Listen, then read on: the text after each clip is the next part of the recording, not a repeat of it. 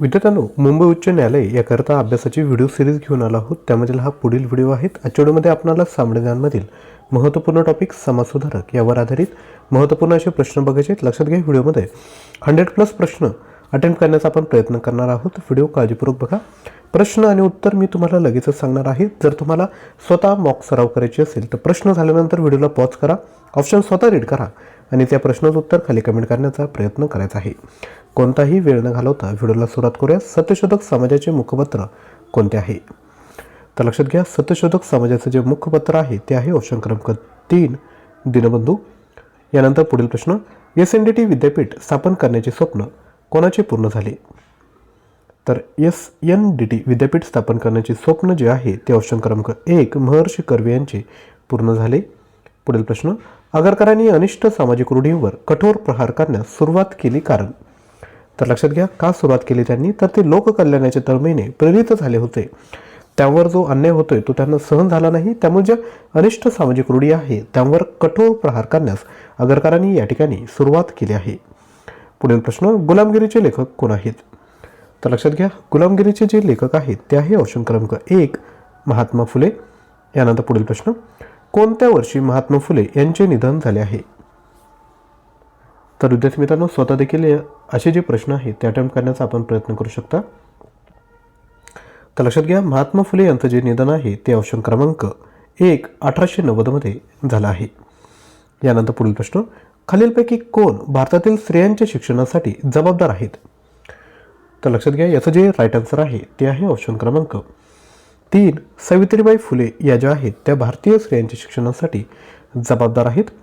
पुढील प्रश्न, गोपाळ गणेश आगरकर कोणत्या महाविद्यालयाचे प्राचार्य होते?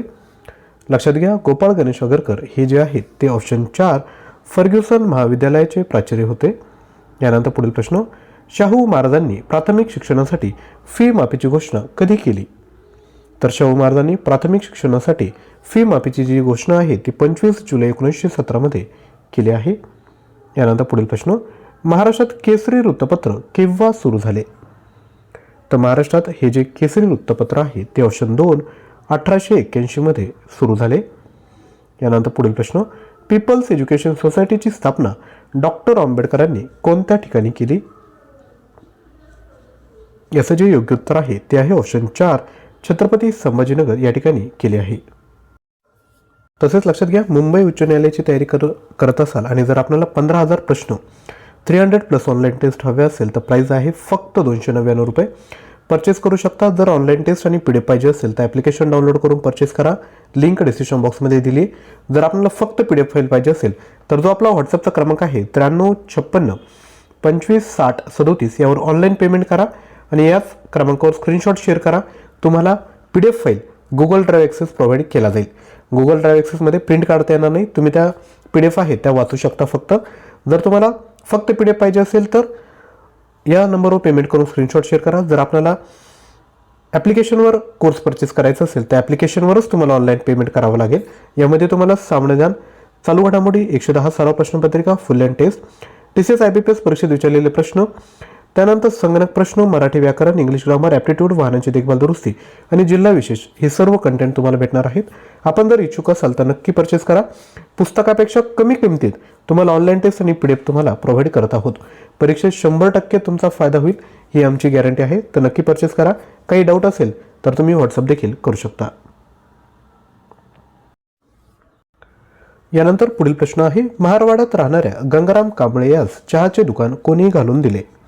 हे जे सर्व बघतोय आपण कोण आहेत? हे थोर व्यक्ती आहेत, समाजसुधारक आहेत. त्यांनी समाजासाठी काही ना काही चांगलं काम केलंय. त्याच कारणाने त्यांची कुठेतरी इतिहासात नोंद झाली आणि त्यांना आपण वाचण्याचा या ठिकाणी प्रयत्न करत आहोत. तर याचं जे राईट आन्सर आहे ते आहे ऑप्शन क्रमांक 3 राजर्षी शाहू महाराज. पुढील प्रश्न, शाहू महाराजांनी राजाराम महाविद्यालयाचे हस्तांतर कोणाकडे केले?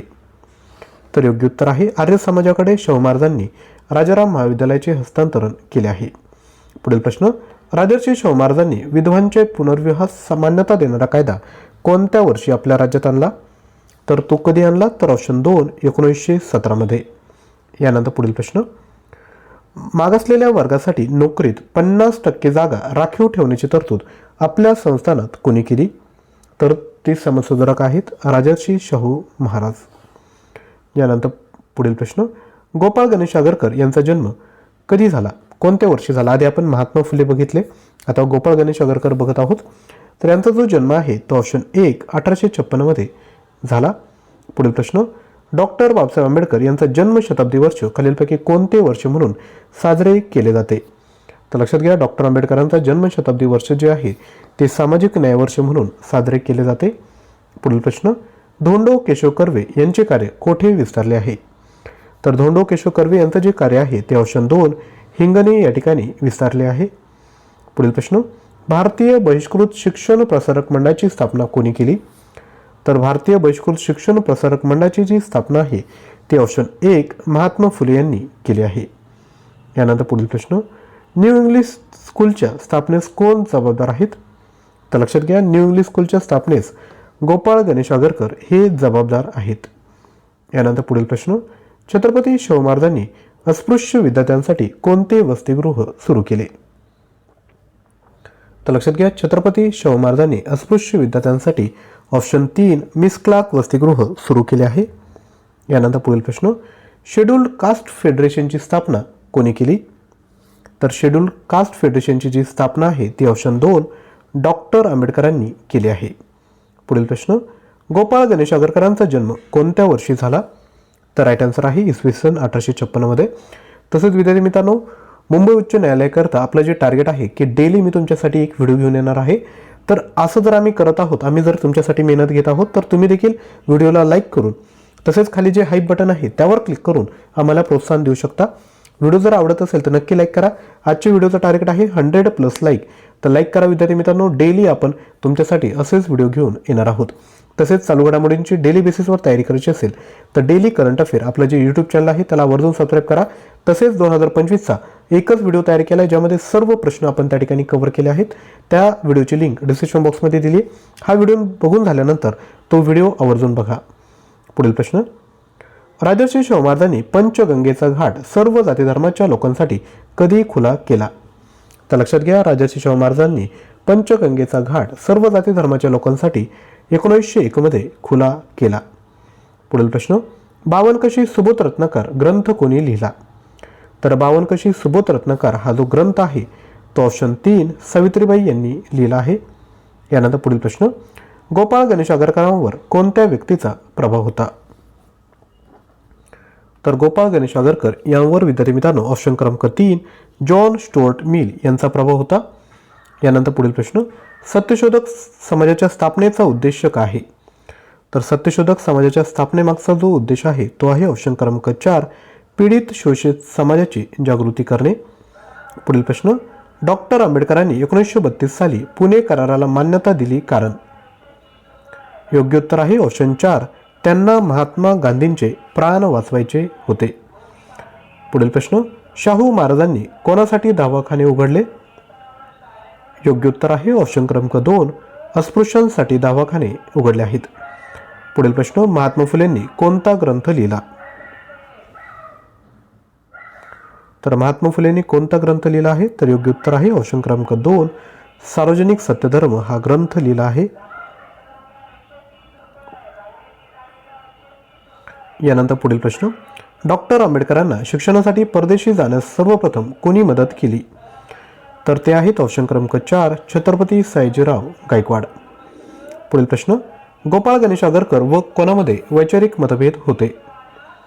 तर गोपाळ गणेश आगरकर व लोकमान्य टिळक यांमध्ये विद्यार्थ्यांनो वैचारिक मतभेद होते. पुढील प्रश्न, डॉक्टर बाबासाहेब आंबेडकर पहिल्या गोलमेज परिषदेला कोणाचे प्रतिनिधी म्हणून हजर होते? योग्य उत्तर आहे ऑप्शन क्रमांक 1 अस्पृश्यांचे प्रतिनिधी म्हणून या ठिकाणी हजर होते.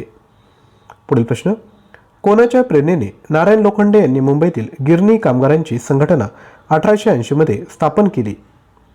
तर लक्षात घ्या, ही जी प्रेरणा आहे ती आहे महात्मा फुले यांची. यानंतर पुढील प्रश्न, डॉक्टर आंबेडकरांनी मनुस्मृतीचे दहन का केले? तर सांगा विद्यार्थी मित्रांनो, का दहन केलं आहे?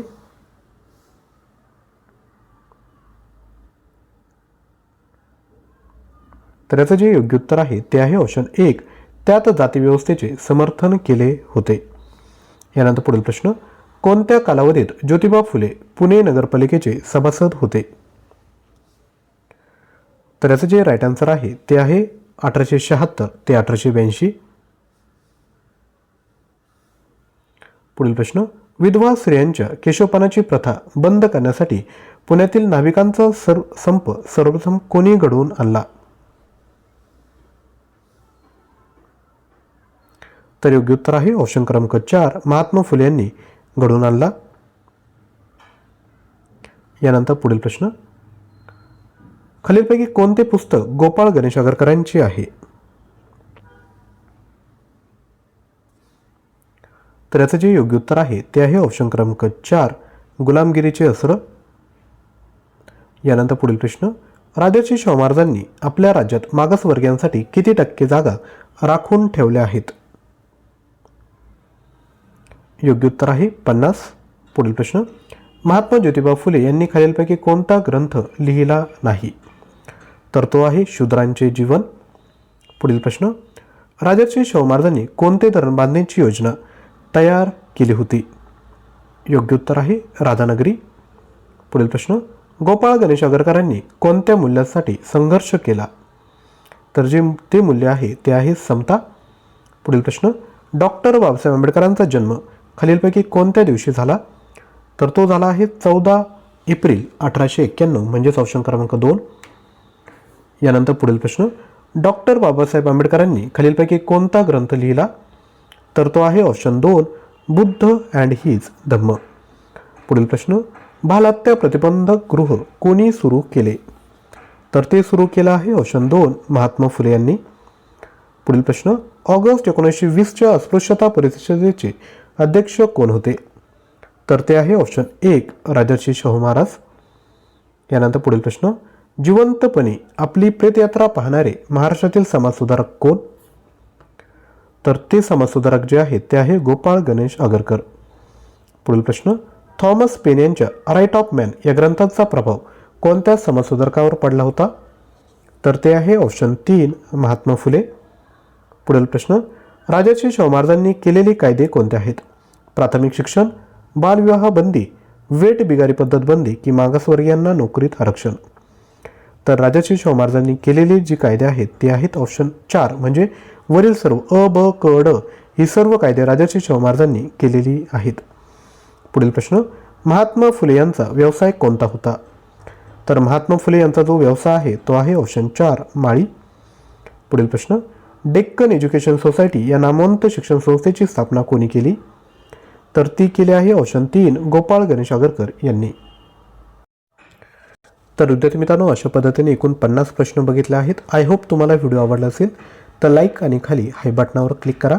तसेच 15,000 प्रश्न 300+ ऑनलाईन टेस्ट ॲप डाउनलोड करून परचेस करू शकता किंवा 93 56 25 60 34 यावर पेमेंट करून याच क्रमांकावर व्हॉट्सअप करा. तुम्हाला गुगल ड्राईव्ह ॲक्सेस त्या ठिकाणी देण्यात येईल. त्यामध्ये सर्व PDF फाईल ओपन होतील. आणि लक्षात घ्या 2025मधील ज्या महत्त्वपूर्ण चालू घडामोडी आहे त्याचा व्हिडिओ डिस्क्रिप्शन बॉक्समध्ये लिंक दिली आहे, त्यावर क्लिक करून व्हिडिओ आवर्जून बघा. आणि जे डेली करंट अफेअर चॅनल आहे त्याला देखील तुम्ही सबस्क्राईब करू शकता. तर आजच्या व्हिडिओमध्ये या ठिकाणी थांबत आहोत. थँक्यू.